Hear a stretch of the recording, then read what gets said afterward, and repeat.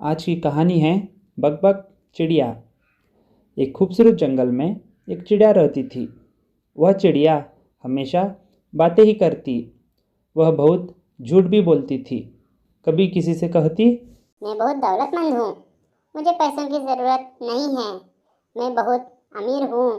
कुछ ही देर में दूसरों से कहती, मैं तो बहुत सारे जंगल घूम चुकी हूँ और बहुत सारे दोस्त भी है। किसी भी जंगल में मैं आराम से रह सकती हूँ। मेरे बहुत सारे दोस्त हैं। तुम लोगों की अकल मेरे अकल के बराबर नहीं हो सकती। तुम सबसे मैं बहुत होशियार हूँ। वह चिड़िया इतनी बड़ी बड़ी कहानियाँ सुनाती, जानवर भी थक जाते और वहाँ से भाग जाते। जब भी चिड़िया किसी को कहानियाँ सुनाने जाती तो हर एक चिड़िया आगे आगे तेज़ी से उड़ जाते थे और यह चिड़िया उनके पीछे पीछे जाती। किसी को चिड़िया पसंद नहीं थी। कोई भी चिड़िया की बातें नहीं सुनता था।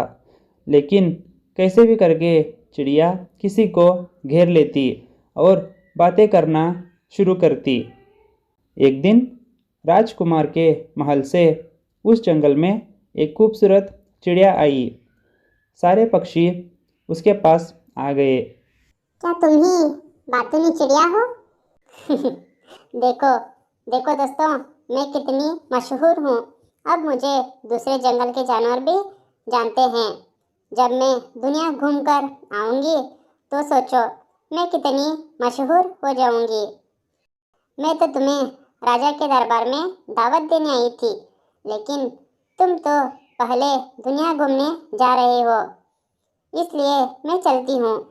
और वो वहाँ से चली जाती है। रुको रुको, मेरी बात तो सुनो, मैं मजाक कर रही थी। रुको। चिड़िया उसकी बात नहीं सुनती और वहाँ से चली जाती है।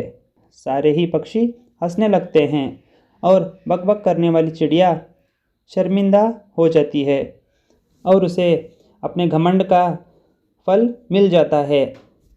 इस कहानी से हम यह सीखते हैं कि कभी भी दूसरों का भी सुन लिया करो। घमंड मत करना, एक दिन पछताओगे।